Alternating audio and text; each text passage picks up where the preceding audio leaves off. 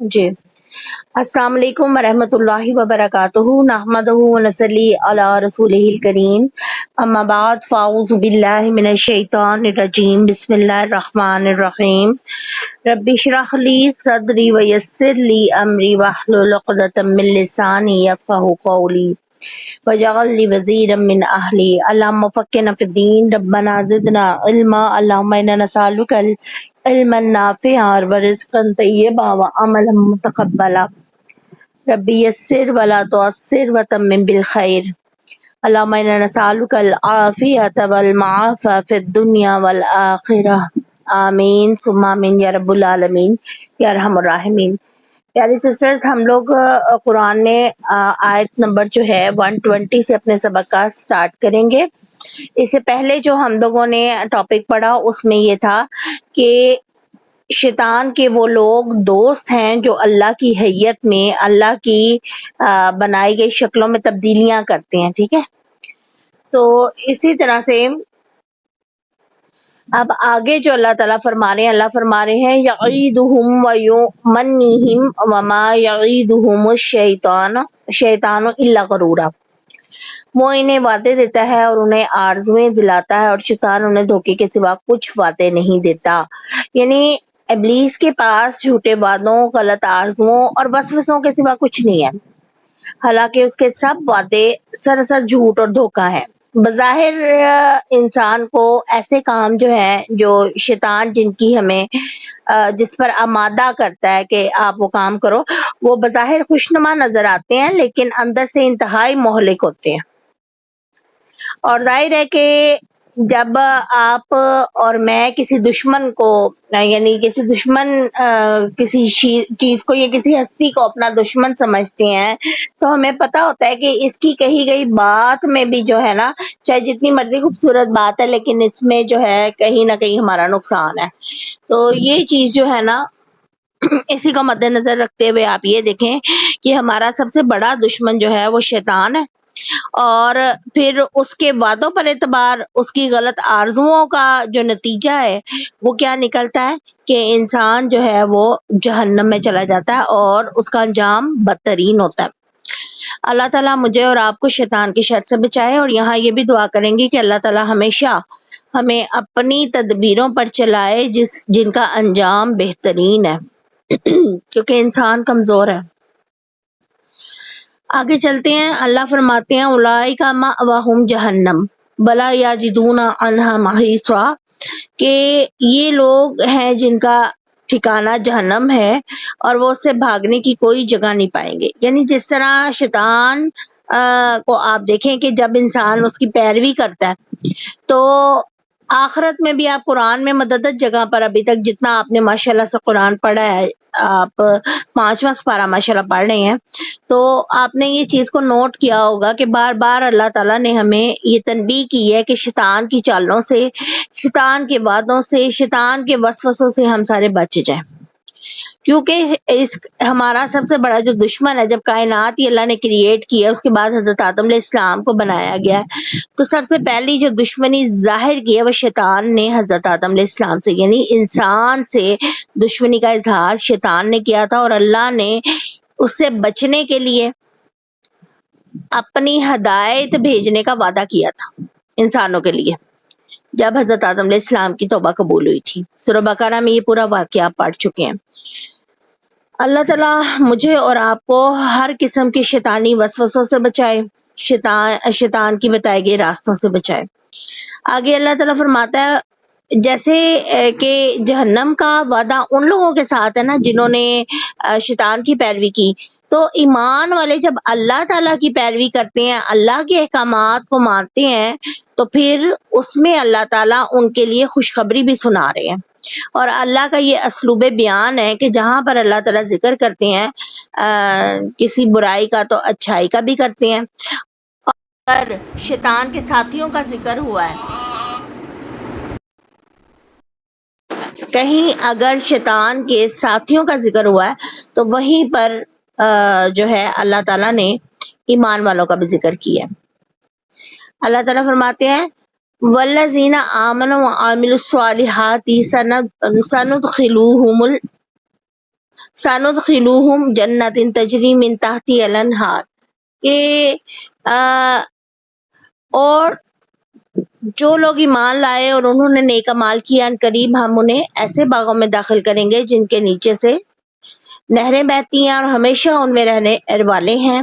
اللہ کا وعدہ سچا ہے اور اللہ سے زیادہ بات میں کون سچا ہے۔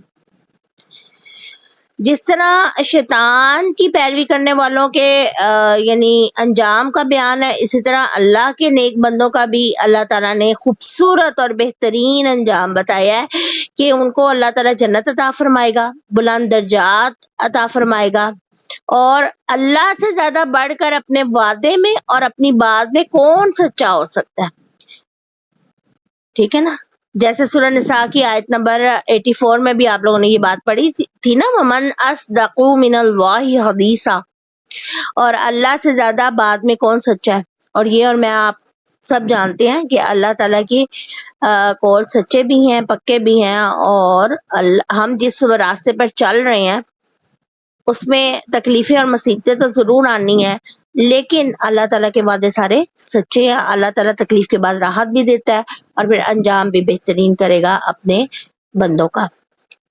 آگے اللہ تعالیٰ فرماتا ہے لیسا بی امانیکم ولا امانی اہل الکتاب۔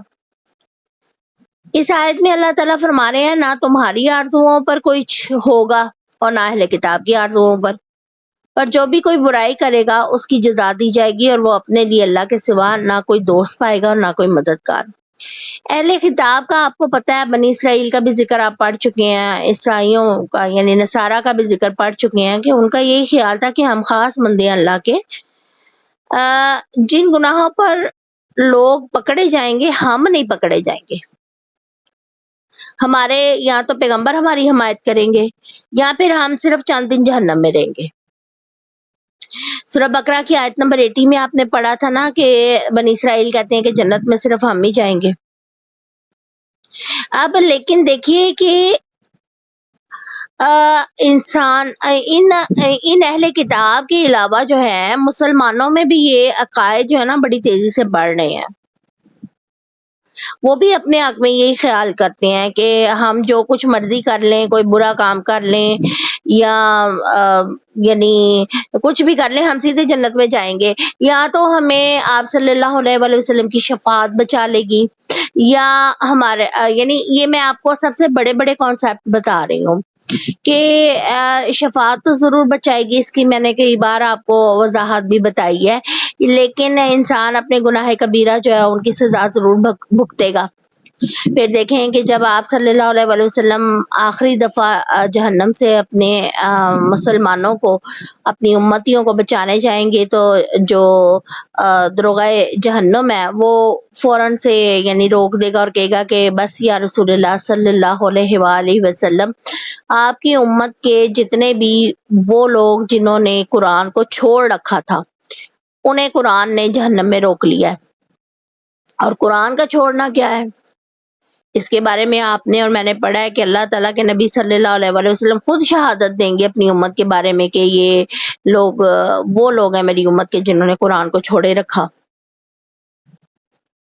اور قرآن کے اچھے کو اچھا سمجھنا، برے کو برا سمجھنا، اس کے جتنے اللہ تعالیٰ کا یہ کلام ہے، جتنے بھی اللہ کے احکامات قرآن کے ذریعے پہنچے ہیں، آپ صلی اللہ علیہ وآلہ وسلم کی زندگی کے ذریعے ہم تک پہنچے ہیں، اگر ہم ان اعمال پر عمل نہیں کریں گے، نیک اعمال پر، اور اطاعت نہیں کریں گے، برے کو برا نہیں جانیں گے، اچھے کو اچھا نہیں جانیں گے، تو پھر ہم کن خوابوں میں ہیں۔ اور پھر ایک اور کانسیپٹ بہت زیادہ ہے جو میں اکثر آپ کو بتاتی ہوتی ہوں کہ اگر کسی کا بچہ جو ہے اس نے حفظ کر لیا ہے تو والدین بڑا فخر کرتے ہیں کہ لو جی ہم جو ہے ہمارے سروں پر سونے کا تاج ہوگا اور ہم تو بخشے جائیں گے کہ ہمارے بچے نے حفظ کیا۔ حالانکہ یہ چیز آپ لوگ سورہ بقرہ کی 141 آیت جو ہے، لاسٹ آیت جو ہے اس کی پارہ نمبر 1 کی، اس میں آپ یہ بڑی وضاحت سے پڑھ چکے ہیں کہ جو بھی گروہ، جو بھی کوئی انسان نیکی کرے گا وہ اپنے لیے کرے گا، اور جو کوئی برائی کرے گا وہ اپنی کرے گا، کسی کا حساب کتاب کسی کوئی دوسرا نہیں دے گا، اور کسی کی کوئی سفارش کسی کے کام نہیں آئے گی۔ پھر اللہ تعالیٰ نے یہ بھی بیان کیا کہ سورہ ملک میں اللہ تعالیٰ کہتا ہے کہ بھئی صرف اسی کی شفاعت اور اسی کی بات جو ہے، جس کی جو ہے قیامت کے دن سنی جائے گی، جس کو رحمان اجازت دے گا۔ تو یہ کتنی خطرناک صورتحال ہے۔ وجہ یہ ہے کہ اسلام بالکل معاشرے میں بدامنی کو اور یہ پسند نہیں کرتا کہ لوگ گناہ پہ گناہ کیے جائیں اور اپنے معاملات خراب رکھیں، عادات کو بھی یعنی خرابی کے زمرے میں لے جائیں، اور پھر اللہ تعالیٰ ان کو جنت دے دے۔ یہ اللہ تعالیٰ کے انصاف کا یہ تقاضا نہیں ہے، ٹھیک ہے؟ تو کیا ہے کہ ہم نے خواہشات پر نہیں اور خوش فہمیوں پر نہیں چلنا، بلکہ اپنے آپ کو بالکل صحیح رکھنا ہے، کیونکہ اللہ تعالیٰ جو ہے وہ یہ چاہتا ہے کہ انسان جو ہے وہ اپنے آپ کو بیلنس کرے، اپنی زندگی دنیا میں بھی بہترین گزارے، اور اس کے بعد اگر کوئی مشکل دنیا میں اس نے برداشت کیا اس کا بھی اجر ملے گا، اور اللہ کے راستے پر چلتے ہوئے اگر اسے کوئی آزمائش آ گئی ہے اس کا بھی اجر ملے گا، اور پھر آخرت اس کی بہترین ہو جائے گی۔ اب اس میں اللہ تعالیٰ نے ایک اور وضاحت بھی کر دی ہے اگلی آیت میں کہ اگر جو شخص بھی نیک کاموں میں سے کوئی کام کرے، مرد ہو یا عورت، اور وہ مومن ہو، تو یہ لوگ جنت میں داخل ہوں گے، اور کھجور کی گٹلی کے نقطے کے برابر ان پر ظلم نہیں کیا جائے گا۔ اچھا، نقیرہ جو ہے نا، یظلمون نقیرہ، اس کا مطلب ہوتا ہے کہ گٹلی کے برابر ان پر ظلم نہیں کیا جائے گا۔ اچھا پیاری سسٹرز، میں نا ایک فون کال آ رہی ہے میرے ہسبینڈ کی، تو مجھے وہ اٹینڈ کرنی پڑے گی۔ میں تھوڑی دیر کے لیے ریکارڈنگ جو ہے نا اس کو سٹاپ کر رہی ہوں، اور ان سے بات کر کے دوبارہ کلاس جوائن کرتی ہوں، ٹھیک ہے؟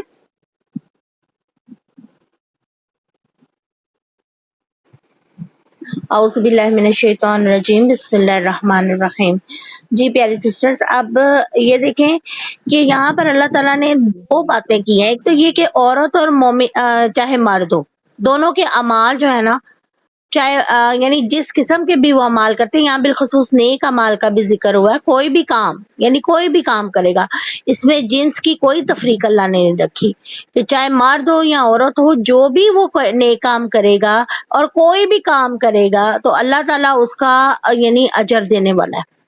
یہ نہیں ہوا کہ کسی کو مرد ہونے کی بنیاد پر اللہ تعالیٰ زیادہ اجر دے دیں، اور یہ بھی نہیں ہوگا کہ کسی کو عورت ہونے کی بنیاد پر اللہ تعالیٰ کم اجر دیں کسی کام کا۔ آپ اگر شریعت کا مطالعہ کریں، اور انشاءاللہ تعالی ہم قرآن کے ذریعے کافی زیادہ شریعت سیکھ بھی رہے ہیں، تو آپ یہ دیکھیں کہ جتنی بھی نیکیاں ہیں ان میں خواتین کے کئی باتیں ایسی ہیں جس میں خواتین جو ہے ان کو اجر بہت زیادہ ملتا ہے، اور کئی مردوں کے لیے بڑی اجر کا باعث ہے، لیکن دونوں کے لیے برابر مواقع ہے کہ نیکی حاصل کر سکتے ہیں۔ اور پھر اس میں یہ کہہ کر اللہ تعالیٰ کبھی بھی کسی کی نیکی ضائع نہیں کریں گے کہ یہ مرد ہے یا یہ عورت ہے، مرد کو زیادہ ملے گا یا عورت کو زیادہ ملے گا اور مرد کو نہیں ملے گا۔ نیک کام کرنے میں سب کو برابر اجر ملنا ہے۔ اور اللہ تعالیٰ نے یہاں پر جو مثال دی ہے نا، نقیرہ، یظلمون نقیرہ، یعنی کھجور کی گٹلی کے نقطے کے برابر۔ آپ اگر آپ کے گھروں میں کھجور ہے نا، تو آپ اس کو کھائیں، کھانے کے بعد نا، یا اس کو کھول کے دیکھیں، گٹلی جب آپ نکالیں گے نا، اس کے اوپر ایک باریک سوئی کے برابر، نقطے کے برابر نا سوراخ ہوتا ہے، ٹھیک ہے؟ آپ ذرا دیکھیے گا، آج اس کو آپ نے ایگزامن کرنا ہے، یہ آپ کا ہوم ورک میں شامل ہے۔ تو اللہ تعالیٰ اتنا سا بھی اگر کسی نے نیکی کیا نا تو اللہ اس کا اجر ضائع نہیں کرے گا۔ تو کتنی بڑی یعنی کہ ہمیں خوشخبریاں سنائی گئی ہے۔ تو اللہ تعالیٰ ایسے ہمیں اعمال کرنے کی توفیق دے، ایسے نیک اعمال کرنے کی جو اللہ کے ہاں مقبول ہوں اور ریاکاری سے پاک ہوں۔ اللہ تعالیٰ ہمیں اپنی رحمت میں رکھے ہمیشہ، اور شیطان کی شر سے بھی اللہ نے پہلے وعید دلا دی، تاکہ کام بھی اچھے اور نیک ہم خالص نیت سے اللہ کی رضا کے لیے کر سکیں۔ اب دیکھیں آگے اللہ تعالیٰ فرما رہے ہیں آیت نمبر 125 میں کہ اور دین کے لحاظ سے اسے بہتر کون ہے جس نے اپنا چہرہ اللہ کے تابع کر لیا. یہاں پر لکھا ہوا ہے نا وجہہ للہ، یعنی اپنا چہرہ اللہ کے تابع کرنا. اس کا مطلب یہ ہوتا ہے کہ ہر وقت حاضر رہنا، اللہ تعالیٰ کے حکموں کو ماننے پر لبیک کہنا، اور مکمل طور پر اطاعت گزاری کرنا. اور اللہ تعالیٰ کہتا ہے جبکہ وہ نیکی کرنے والا ہو اور اس نے ابراہیم کی ملت کی پیروی کی جو ایک اللہ کی طرف جانے والا تھا، اور اللہ نے ابراہیم علیہ السلام کو خاص دوست بنایا. اچھا، یہ آیت نمبر 125 میں ہمیں یہ دلیل ملتی ہے نا جو ہم لوگ اب بچپن سے سنتے آ رہے ہیں کہ ابراہیم علیہ السلام جو ان کا لقب تھا خلیل اللہ، اللہ نے ان کو خلیل اللہ کہا ہے، یعنی اللہ کا دوست.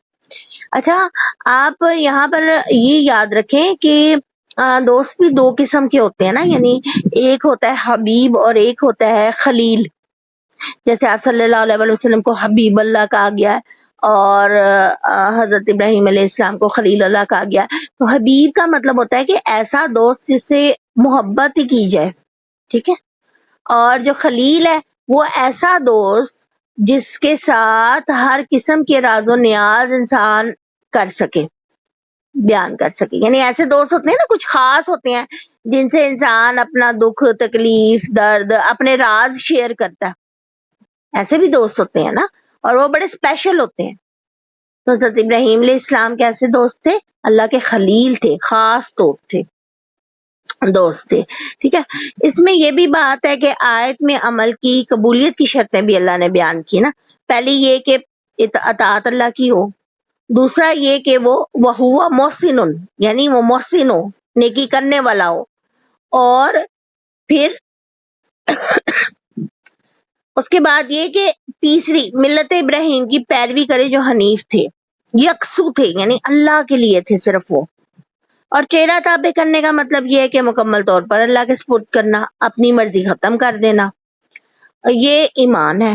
اور محسن ہونے کا مطلب یہ ہوتا ہے کہ ہر عمل خاص طور پر اللہ کے لیے کرنا. جیسے آپ صلی اللہ علیہ وسلم نے احسان، یعنی احسان کے بارے میں بھی فرمایا نا کہ جب ہم نے نماز کی ایک حدیث بڑی لمبی لینتھی ہم نے پڑھی بھی تھی حضرت جبرائیل علیہ السلام کے ساتھ جو ایک مکالمہ تھا آپ صلی اللہ علیہ وسلم کا، تو اس میں ہم نے سورہ بقرہ کی آیات کی تفسیر میں یہ بات پڑھی تھی کہ ایسے عبادت کرنا جیسے کہ اللہ تعالیٰ کو تو دیکھ رہا ہے. احسان کے بارے میں آپ صلی اللہ علیہ وسلم نے فرمایا تھا. تو عبادت سے کیا مراد ہے؟ ہر نیک عمل عبادت ہے، ہر نیک عمل عبادت ہے. تو پھر کیا ہے کہ ہم لوگوں نے نیکی ایسے کرنی ہے جیسے مکمل طور پر اللہ کی فرما برداری کرنی ہے، اور ایسے کرنی ہے کہ صرف اللہ کی رضا کے لیے کرنی ہے، اللہ کو خوش کرنے کے لیے کرنی. اب ملت ابراہیمی کا مطلب کیا ہے کہ بھی ملت ابراہیمی کا فرما بردار ہو جائے. اب قیامت تک ملت ابراہیمی پر صرف امت مسلمہ ہے. دیکھیں جیسے کہ اللہ تعالیٰ نے سورہ آل عمران میں بھی آپ نے پڑھا تھا اِنَّ أَوْلَى النَّاسِ إِبْرَاهِيمَ لِلَّذِينَ اتَّبَعُوهُ وَهَٰذَا النَّبِيُّ وَالَّذِينَ آمَنُوا. سورہ آل عمران کی یہ آیت تھی، آپ نے آیت نمبر میرا خیال اگر میں بھول نہیں رہی تو 68 آیت تھی یہ، جس میں یعنی اللہ تعالیٰ نے فرمایا تھا کہ بے شک سب لوگ ابراہیم علیہ السلام کے قریب ہیں، لیکن یقیناً وہی لوگ زیادہ یعنی قریب ہیں اور پورے کے پورے اس دین پر ہیں جنہوں نے ان کی پیروی کی. وہ کون ہے؟ یہ نبی، یہاں پر لکھا ہوا ہے نا حاضر نبی والذین آمنوا، اور وہ لوگ جو ایمان لائے، یہ لوگ ملت ابراہیم میں. تو آپ نے اس کو ذہن نشین رکھنا ہے کہ اب امت مسلمہ کے علاوہ کوئی بھی دین ابراہیمی کی پیروی نہیں کر رہا. اور اگر ایمان نہیں ہے تو کوئی عمل قبول نہیں ہے. اگر احسان اور خلوص نہیں ہے تو ریاکاری ہے جو شرک ہے. اور اگر نبی کریم صلی اللہ علیہ وسلم کے بتائے ہوئے طریقے کے مطابق، سنت کے مطابق عمل نہیں ہے تو پھر وہ دین میں ایک نئی چیز ایجاد کرنا ہے، کوئی بھی کر لیں آپ. ٹھیک ہے. یہ چیزیں ہم نے ذہن میں رکھنی ہیں۔ پھر اللہ تعالیٰ آگے فرما رہے ہیں اور اللہ ہی کا ہے جو کچھ آسمانوں اور زمینوں میں ہے، اور اللہ ہمیشہ سے ہر چیز کا احاطہ کرنے والا ہے۔ اب اس میں آپ دیکھیں کہ یہ بات اللہ تعالیٰ سمجھانے کی ہمیں کوشش کر رہے ہیں کہ یعنی اللہ نے یہ ہمیں بات بتائی ہے جس کو ہمیں سمجھنا بھی چاہیے کہ ابراہیم علیہ السلام اور نبی کریم صلی اللہ علیہ وسلم کو دوست بنانے کا ہرگز مطلب نہیں کہ جس طرح دوست برابر ہوتے ہیں اور ان کی ملکیت بھی ایک ہی سمجھی جاتی ہے۔ تو حضرت ابراہیم اللہ کے خلیل ہیں، بالکل تھے اور ہیں، یعنی کہ وہی خلیل ہیں جن کا اللہ تعالیٰ نے کہا ہے، لیکن اس کے باوجود یاد رکھیں کہ آسمان اور زمین کی ملکیت کس کے پاس ہے؟ اللہ کے پاس ہے، اور ہر شے کا احاطہ بھی اسی کے پاس ہے۔ یہ ایک الگ بات ہے کہ اس کا فضل و کرم جو ہے نا اپنے خاص بندوں کو، یعنی جو اس کے اپنے خاص بندے، جن میں آپ دیکھیں آپ نے حضرت ابراہیم علیہ السلام کا ذکر پڑھا، اور پھر کئی متعدد جگہوں پر آپ حضرت محمد صلی اللہ علیہ وسلم کا بھی ذکر پڑھیں گے، تو اللہ تعالیٰ نے ان کو دوست اپنا قرار دے کے ان کی عزت افزائی کی ہے۔ اب دیکھ لیں کہ یعنی یہ بات یہاں پر ذہن میں رکھنے والی ہے کہ دوست بنانے کا مطلب ہرگز یہ نہیں ہے کہ وہ خدا نخواستہ نعوذ باللہ برابری کی سطح پر آ گئے۔ اللہ ہی وحدہ لا شریک ہے۔ پھر آگے جو اللہ تعالیٰ فرما رہے ہیں نا اگلی آیت میں کہ وَيَسْتَفْتُونَكَ فِي النِّسَاءِ، کہ وہ آپ سے عورتوں کے بارے میں فتویٰ پوچھتے ہیں، کہہ دے اللہ تمہیں اس کے بارے میں فتویٰ دیتا ہے، اور جو کچھ تم پر کتاب میں پڑھا جاتا ہے، اور ان یتیم لوگوں کے بارے میں جنہیں تم وہ نہیں دیتے جو ان کے لیے فرض کیا گیا ہے، اور رغبت رکھتے ہو کہ ان سے نکاح کر لو، اور نہایت کمزور بچوں کے بارے میں، اور اس بارے میں کہ یتیم کے لیے انصاف پر قائم رہو، اور تم جو بھی نیکی کرو بے شک اللہ اس سے ہمیشہ خوب جاننے والا ہے۔ یہاں لکھا ہوا نا فَإِنَّ اللَّهَ كَانَ بِهِ عَلِيمًا، یہ اللہ کی بہت بڑی صفت ہے، اللہ کا علم جو ہے نا وہ بہت بڑی صفت ہے، اللہ کا علیم ہونا۔ اچھا یہاں پر دیکھیں اس میں جو آگے آپ آیات کی تفسیر پڑھیں گے نا، اس چیز کو بڑے اچھے طریقے سے سمجھ سکیں گے کہ اللہ تعالیٰ نے کیوں یہ بات استعمال کی ہے کہ فتویٰ لوگوں عورتوں کے بارے میں جو ہے نا وہ دیا جاتا ہے۔ دیکھیں آپ نے پیچھے بھی آیات پڑھی تھی نا جس میں وراثت کی بھی بات ہوئی تھی، یتیم لڑکیوں کے بارے میں بھی بات ہوئی تھی، عورتوں کے حقوق کے بارے میں بھی بات ہوئی تھی۔ تو پہلی ایک بات تو آپ ذہن نشین کر لیں کہ کوئی بھی جو نابالغ ہے نا وہ یتیم ہے، بلوغت کے بعد یتیمی نہیں ہے، ٹھیک ہے۔ لیکن عورتیں پھر بھی ذرا کمزور ہوتی ہیں، تو ان کے حقوق کے بارے میں اللہ تعالیٰ نے بڑی، وہ کمزور اس معاملے میں نہیں ہوتی کہ خدا نخواستہ یعنی کسی قسم کی ویکنس ہے ان میں، دیکھیں وہ عورت اتنی مضبوط بھی ہے کہ ایک بچہ جو ہے اس کو پیدا کرتی ہے اور پوری ایک تخلیق کے مرحلے سے گزرتی ہے۔ یہاں کمزوری سے مراد جو لی جا رہی ہے نا وہ یہ ہے کہ عورت کو اللہ تعالیٰ نے نازک اندام پیدا کیا ہے، مرد طاقتور ہے، یہ تھوڑا سا چینج ہے اس میں۔ ہرگز یہ کوئی نہ سمجھے کہ عورت خدا نخواستہ اللہ تعالیٰ نے کسی معاملے میں کمزور رکھی ہے، ان کو محبت کرنے کے لیے اللہ نے پیدا کیا ہے، ان کو اللہ نے بڑی اہم خصوصیات سے نوازا ہے۔ تو دیکھیں اب یہاں پر اللہ تعالیٰ بالخصوص یہ بات کر رہے ہیں کہ اجتناب کرنا ہے کمزوروں کے بارے میں اور یتیم لڑکیوں کے بارے میں، ٹھیک ہے۔ اگر رغبت ہے آپ کو تو آپ نکاح کر لیں، اللہ اکبر۔ اچھا اب یہ دیکھیں کہ زمانہ جاہلیت میں نا یتیم بچیوں پر نا ہر طرح کا ظلم کیا جاتا تھا۔ ایک تو ان کی جائیداد ہڑپ کرنے کے لیے ان سے شادیاں کر لی جاتی تھی، کوئی پتہ نہیں ان کو وہ پسندیدہ نہیں ہوتی تھی۔ دوسرا یہ کہ اس لڑکی کی بھی پسند کا لحاظ نہیں کیا جاتا تھا، پہلے بھی آپ نے یہ پڑھی ہے تفسیر ساری اس بارے میں۔ اب اس صورت کے اول میں بھی ہم نے یہ چیز پڑھی تھی کہ یتیم لڑکی جس کا کوئی ولی نہ ہو مگر اس کا کوئی چچا ذات ہو، اور اگر وہ سمجھے کہ میں اس کا حق نہیں نہ ادا کر سکوں گا تو وہ اسے اپنے نکاح میں نہ لائے۔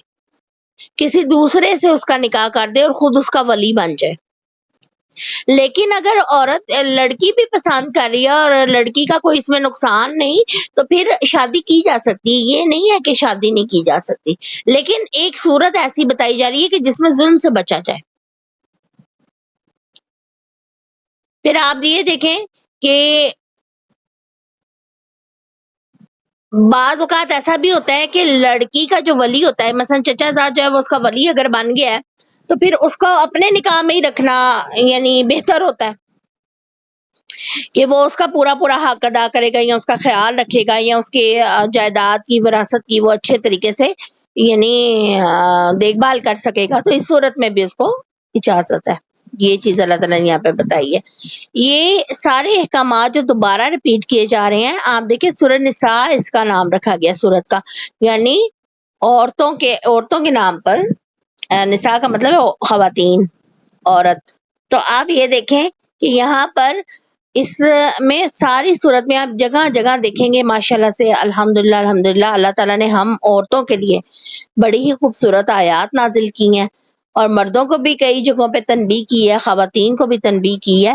تو قرآن ایک بڑا خوبصورت اللہ کی کتاب اور معجزہ ہے آپ صلی اللہ علیہ وسلم کا. اس پر عمل کرنا اور اسے جڑے رہنا جو ہے نا، یہ ہم سب کے لیے بہت ضروری ہے.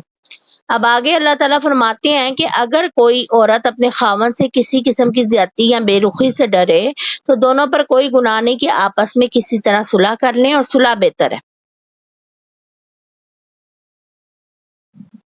اور تمام طبیعتوں میں حرص جو ہے نا وہ حاضر رکھی گئی ہے، اور اگر تم نیکی کرو اور ڈرتے رہو تو بے شک اللہ اس سے جو تم کرتے ہو ہمیشہ باخبر ہے. دیکھیں یہاں پر لفظ استعمال ہوا ہے نشوزن، باالہ، یعنی باالہ کا مطلب ہے شوہر، ان کے خاوند، اور نشوزن کا مطلب ہے کہ زیادتی، لڑائی جھگڑا، اعراض، بے رخی، بدسلوکی، یا بیوی کو حقیر سمجھنا، یا اس کے باعث یعنی ہر قسم کی بدسلوکی، سونا بیٹھنا چھوڑ دینا، یا اسے نفقہ نہ دینا، مارنا یا بہانے تراش کرنا، یا اس کے پاس ایک اور بیوی بھی ہے اور وہ اسے زیادہ چاہتا ہے اور پہلی کی طرف جو ہے وہ توجہ کم دیتا ہے. تو اس صورت میں دو ہی صورتیں ہیں کہ اگر عورت یہ سمجھے کہ میں اس شخص کے ساتھ نکاح میں رہوں تو میرے لیے بہتری ہے، خواہ وہ مجھے اپنے یعنی چاند ایک حقوق جو ہے نا وہ مجھے چھوڑنے پڑے، لیکن اس کے نکاح میں رہنا میرے لیے بہتر ہے. اور دوسری صورت یہ ہے کہ مکمل طور پر جو علیحدگی ہے نا وہ اختیار کر لی جائے، چھوڑ دیا جائے اس شوہر کو. یہ دونوں صورتیں اللہ تعالیٰ نے عورتوں پہ چھوڑی ہیں. ٹھیک، اب حقوق چھوڑنے سے کیا مراد ہے؟ یعنی اگر میں کسی شوہر کے ساتھ رہ رہی ہوں، اس کی 2 بیویاں ہیں، مثال دے رہی ہوں، تو وہ اپنی پہلی بیوی کی طرف اگر توجہ نہیں دیتا ہے اور اس کو پریشان کرتا ہے تو وہ بیوی سے کہتی ہے کہ چلو ٹھیک ہے میں تمہیں اپنے جو جتنے حقوق زوجیت کے وہ معاف کرتی ہوں، تم بس میرے بچوں کا میرا خیال رکھتے رہو، ہمارے ولی بنے رہو اور گھر کا سسٹم اچھے طریقے سے چلاتے رہو، نفقہ پورے کرتے رہو، تو جو میں تمہیں تنگ نہیں کروں گی نہ تم مجھے تنگ کرو. ٹھیک ہو گیا، یہ ہو گیا، اس پہ آپ کے ساتھ ایک ایگریمنٹ ہو گیا اور آپ آپس میں رہنے لگ پڑے. ٹھیک ہے. اور دوسری صورت یہ ہے کہ اگر اس کو یہ خدشہ ہو کہ میں کسی قسم کے حقوق سے اگر دستبردار ہوں گی تو خود کسی گندگی کے ڈھیر میں پڑ جاؤں گی یا کوئی گناہ کر بیٹھوں گی، تو وہ پھر بہتر ہے کہ طلاق لے کے کسی اور جگہ شادی کر لے وہ عورت. ٹھیک ہے. آگے اللہ تعالیٰ نے جو بات فرمائی ہے یہاں پر کہ میاں بیوی کسی طریقے سے بھی اگر صلح کریں گے تو اللہ تعالیٰ نے ان پر گناہ نہیں رکھا، یہ بھی بات یاد رکھیں. اب اس میں حضرت عائشہ صدیقہ رضی اللہ تعالیٰ عنہ کی ایک حدیث بھی ہے کہ کسی مرد کے پاس اگر کوئی عورت ہوتی ہے اور اب وہ اسے مزید نہیں رکھنا چاہتا نا، مرد بھی اگر نہیں رکھنا چاہتا اور طلاق دینے کا ارادہ رکھتا ہے تو عورت یہ کہہ سکتی ہے کہ مجھے طلاق نہ دو، اپنے نکاح میں رہنے دو، میں اپنی باری یا اپنی اجازت تمہیں کسی دوسرے کے لیے دیتی ہوں نا، یعنی تم جس مرضی بیوی کے پاس رہو. تو یہ بات آپ نے ذہن میں رکھنی ہے. اور اس بارے میں ہمیں اگر آپ صلی اللہ علیہ وسلم کی زندگی کی طرف ہم دیکھیں تو ہمیں ملتا ہے کہ آپ صلی اللہ علیہ وسلم کی طرف سے جب حضرت سودا رضی اللہ تعالیٰ عنہ جو تھیں ان کو یہ اندیشہ ہوا تھا کہ آپ صلی اللہ علیہ وسلم انہیں چھوڑ دیں گے، تو انہوں نے اپنی باری بھی جو تھی حضرت عائشہ صدیقہ رضی اللہ تعالیٰ عنہ کو ہبہ کر دی تھی اور کہا تھا کہ مجھے طلاق نہ دے. تو آپ صلی اللہ علیہ وسلم نے اسی طرح کیا تھا. اور یہ بات جو ہے نا، یہ آیت جو ہے نا، پھر یہ آیت اتری تھی. یہ شان نزول حضرت عبداللہ بن عباس سے بیان کی ہے. ٹھیک، جس چیز میں بھی ان کا ایگریمنٹ ہو جائے، صلح ہو جائے، یہ جائز ہے. آگے چلتے ہیں. اب صلح کا اللہ نے جو کہا ہے کہ خیر ہے اس میں، کہ صلح دیکھیں گھر ٹوٹنا جو ہے نا، اس میں شیطان کی بڑی کارکردگیاں ہوتی ہیں. اور شیطان جو ہے نا اپنے کارندوں کو جو ہے وہ قریب کرنے کے لیے ہر میاں بیوی میں ناچاکی چاہتا ہے، اور میاں بیوی میں چاہتا ہے کہ علیحدگی ہو جائے. اس سے پورا ایک سسٹم جو ہے نا وہ بند ہو جاتا ہے نا، ختم ہو جاتا ہے، معاشرے کی بنیاد ہل جاتی ہے. اس لیے اللہ تعالیٰ نے کہا ہے کہ صلح خیر ہے. اللہ اکبر. چلیں جی آگے چلتے ہیں. آگے اگلی آیت میں اللہ تعالیٰ فرما رہے ہیں اور تم ہرگز نہ کر سکو گے عورتوں کے درمیان برابری، خواہ تم حرص بھی کرو. بس مت جھک جاؤ ایک کی طرف مکمل جھک جانا کہ دوسری کو لٹکائی ہوئی چھوڑ دو. اور اگر تم اصلاح کرو اور ڈرتے رہو تو بے شک اللہ ہمیشہ سے بے حد بخشنے والا اور مہربان ہے. اچھا، اس کے ساتھ ہی میں دوسری بھی آیت کا ترجمہ پڑھی ہوں، پھر اکٹھی تفسیر اس کی سمجھیں گے. اور اگر وہ دونوں ایک دوسرے سے جدا ہو جائیں تو اللہ ہر ایک کو اپنی وسعت سے غنی کر دے گا، اور اللہ ہمیشہ سے وسعت والا اور کمال حکمت والا ہے. اب یہاں پر ایک بہت بڑا مسئلہ ہے کہ یعنی اللہ تعالیٰ نے یہ جو زیادہ بیویوں کے بارے میں اکثر ہم سنتے بھی ہیں کہ 2 سے زائد یا 4 بیویاں جو ہیں، ان کے بارے میں یہ مسائل جو ہے نا ان کو ڈسکس کیا گیا اس میں. اب دیکھیں کہ اللہ تعالیٰ نے یہ بات کہہ دی ہے کہ یعنی 2 یا 2 سے زیادہ بیویوں کے درمیان ہر لحاظ سے مساوات رکھنا، یعنی برابری رکھنا، جسمانی طاقت بھی اور انسانی طاقت، ہر طرح کی طاقت جو ہے نا، انسانی طاقت جو بھی ہے اس سے باہر ہے. کیونکہ عورتوں میں اپنی طبیعتوں کی وجہ سے فرق ہوتا ہے، اخلاق کی وجہ سے فرق ہوتا ہے، خوبصورتی کی وجہ سے فرق ہوتا ہے، عمر سے بھی فرق ہوتا ہے. دوسرا یہ بھی بات ہے کہ ایک عورت کی طرف مرد کا رجحان جو ہے وہ زیادہ ہو جاتا ہے. کئی بار اس کا نا رجحان، اس کا دل جو ہے نا ایک عورت کی طرف زیادہ مائل ہو جاتا ہے اور دوسری کی طرف نہیں رہتا.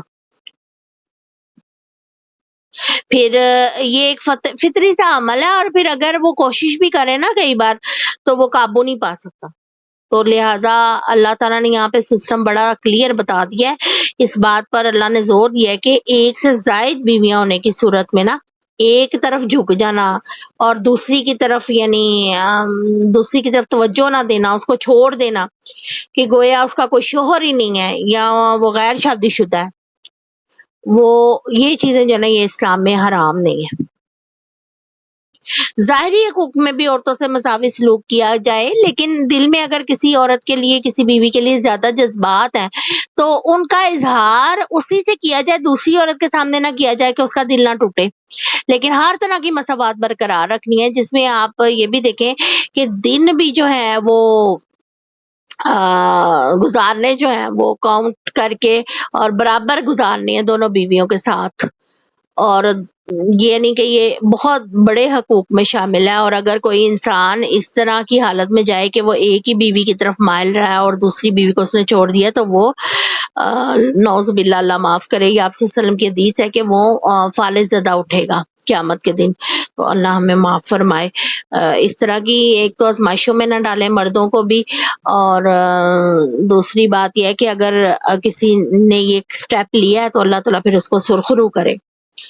اب یہ دیکھیں آپ صلی اللہ علیہ وسلم بھی ہے کہ انہوں نے یہ دعا بھی وہ کرتے تھے کہ یعنی یہ میری بیویوں کے درمیان اس چیز کی تقسیم جس کا میں اختیار رکھتا ہوں، یعنی کھانا پینا، کپڑا، سونا، بیٹھنا وغیرہ، اللہ تعالیٰ تو میری اس پر ملامت نہ فرمانا. اور جس کا اختیار میں نہیں رکھتا، یعنی محبت یا دلی میلان اگر کسی بیوی کی طرف زیادہ ہے تو پھر میری پکڑ نہ کرنا اللہ تعالیٰ. اور آپ صلی اللہ علیہ وسلم حالانکہ سب سے زیادہ جو تھے وہ حقوق ادا کرنے والے تھے اپنے اہل کے. اب آگے چلتے ہیں. اب یہ دیکھیں کہ یہاں پر جو بات کی ہے نا کہ اللہ تعالیٰ نے وَإِن يَتَفَرَّقَا يُغْنِ اللَّهُ كُلًّا مِّن سَعَتِهِ کہ یعنی دوسری صورت یہ ہے کہ میاں بیوی کے درمیان صلح کی اگر کوئی صورت باقی نہیں رہی تو وہ اچھے طریقے سے علیحدگی اختیار کر لیں، پھر اللہ تعالیٰ اپنے فضل سے دونوں کو غنی کر دے گا، یعنی مرد کو دوسری بیوی مل جائے گی اور جو اسے پسند ہے، اور عورت کو دوسرا شوہر مل جائے گا جو اس سے محبت کرے، اس کی ضرورتوں کا خیال رکھے، ٹھیک ہے۔ اسلام کے احکامات جو ہے نا وہ حکمت پر، وسعت پر اور اللہ کی رحمت پر مبنی ہے، ایسا نہیں ہے کہ آپ منہ اٹھا کے جو مرضی کر لیں اور یہاں اگر آپ عمل کر رہے ہیں تو اس کے دور رس نتائج نہیں ہیں۔ اللہ نے بڑی حکمت والے اصول جو ہے نا وہ بیان کیے ہیں۔ تو ایک یہ جو آپ لوگوں کو ملتی ہے نا اکثر حدیث، یہ ضعیف ہے، یہ آپ صلی اللہ علیہ وسلم سے بلکہ ثابت ہی نہیں ہے۔ شیخ البانی جو ہے نا انہوں نے رحمت اللہ نے ان کو ضعیف قرار دیا۔ وہ جو ایک حدیث بڑی معاشرے میں ہے نا کہ اللہ کے نزدیک حلال کاموں میں سب سے ناپسندیدہ کام طلاق ہے، تو یہ ضعیف ہے اور اس کی سند آپ صلی اللہ علیہ وسلم سے ثابت نہیں ہے، یاد رکھیے گا اس حدیث کی۔ اللہ اکبر۔ اب یہ دیکھیں یہاں پر جو اللہ نے واسعن حکیمہ کا لفظ یعنی استعمال کیا، وکان اللہ واسعن حکیمہ، یعنی کوئی یہ نہ سمجھے کہ کسی کا رزق میرے ہاتھ میں ہے، اگر میں نہ دوں تو وہ بھوکا مر جائے گا۔ تو اللہ تعالیٰ کی ذات مطلق ہے، رازق ہے، اور اس کے انتظامات جو ہے انسانی سمجھ سے باہر ہے۔ اور اسی طرح اللہ تعالیٰ نے ملاپ میں بھی حکمت رکھی ہے اور جدائی میں بھی حکمت رکھی ہے۔ اچھا یہ جو ایک بڑی مشہور زمانہ حدیث ہے نا، بنائی لی ہوئی ہے، من گھڑت سی ہے یہ بات کہ عورت کی قسمت کا ہوتا ہے رزق اور مرد کی قسمت کی اولاد ہوتی ہے، ایسا کوئی نہیں ہے۔ ہر انسان کی قسمت کا اس کا رزق اللہ نے لکھ دیا۔ مرد کی قسمت کا اپنا رزق ہے، بچوں کی قسمت کا اپنا ہے، عورت کی قسمت کا اپنا ہے۔ یہ الگ بات ہے کہ جب دو قسمتیں ملتی ہیں تو پھر ظاہری بات ہے اس حساب سے بلیسنگز بھی ہوتی ہیں۔ اللہ تعالیٰ آگے بتاتے ہیں اسی قرآن میں، اگلی آیت میں اللہ تعالیٰ فرما رہے ہیں، اور اللہ ہی کا ہے جو کچھ آسمانوں میں اور جو کچھ زمین میں، بلا شبہ یقیناً ہم نے ان لوگوں کو جنہیں تم سے پہلے کتاب دی گئی اور تمہیں تاکیدی حکم دیا گیا ہے کہ اللہ سے ڈرو، اور اگر تم کفر کرو گے تو بے شک اللہ ہی کا ہے جو کچھ آسمانوں اور زمینوں میں ہے، اور اللہ ہمیشہ سے بے نیاز، بے پرواہ، غنین کا لفظ استعمال ہوا ہے اور ہر تعریف کا حقدار ہے۔ حمیدہ کا مطلب ہے ہر تعریف کا حقدار ہے۔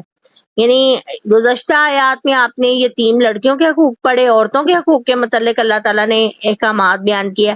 اب یہ اللہ نے فرما دیا ہے کہ اللہ زمین و آسمان کی ہر شے کا مالک ہے۔ اس سے بتانا یہ ہے کہ اللہ تعالیٰ کے احکامات پر عمل کرنے سے فائدہ جو ہے انسان کا خود ہی ہے، اور اللہ تعالیٰ کسی بھی فائدے اور نقصان سے بے نیاز ہے، ٹھیک ہے۔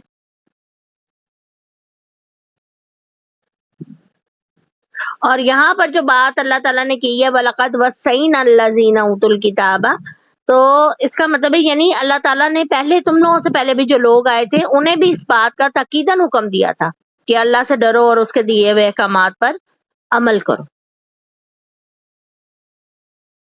قرآن مجید میں نا اللہ تعالیٰ کے اسما کے بعد سب سے زیادہ جس چیز کا ذکر ہوا نا وہ اتقوا اللہ کا ہوا ہے کہ اللہ سے ڈرو۔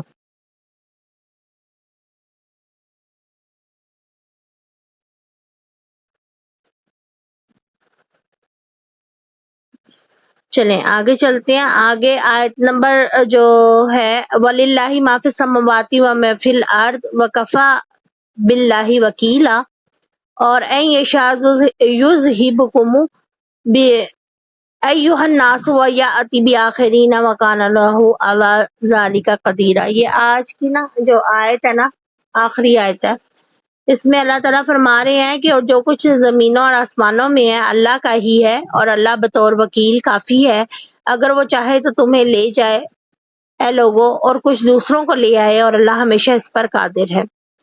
یعنی اگر انسان تقوی اختیار نہیں کرتا تو یہ مت بھولو کہ اللہ اس بات پر بھی قادر ہے کہ تم سب کو فنا کر دے گا اور تمہاری جگہ دوسری کوئی جماعت لا کر اس کو بسا دے گا۔ سورہ محمد میں بھی اللہ تعالیٰ نے یہ بات بیان کی ہے کہ اگر تم پھر جاؤ تو وہ تمہاری جگہ تمہارے سوا اور لوگوں کو لے آئے گا، اور پھر وہ تمہاری طرح کے نہیں ہوں گے، یعنی اللہ تعالیٰ کے حکموں کو نافذ کرنے والے لوگ ہوں گے۔ یہ آپ نے سورہ بقرہ میں بھی پڑھا تھا کہ اللہ تعالیٰ اگر ایک امت کو اس کی جگہ سے ہٹاتا تو اس کی جگہ دوسری بہترین امت لے آتا ہے یا گروہ لے آتا ہے. ٹھیک ہے پیارے سسٹر، یہ ہمارا آج کا لیسن تھا. اللہ سے دعا کرتی ہوں کہ اللہ تعالیٰ ہمیں عمل کی توفیق دے اور اللہ تعالیٰ تقوی اختیار کرنے کی ہمیں ہمت اور طاقت عطا فرمائے. اللہ سے ڈریں، ہم پرہیزگار بن جائیں اور اللہ کے بہترین بندوں میں شامل ہو جائیں. اللہ تعالیٰ ہم سب کو یہ سعادت نصیب فرمائے. آپ کو یہ ذہن میں اگر کوئی کوشچن ہے آج کے لیکچر سے ریلیٹڈ تو آپ پوچھ سکتے ہیں.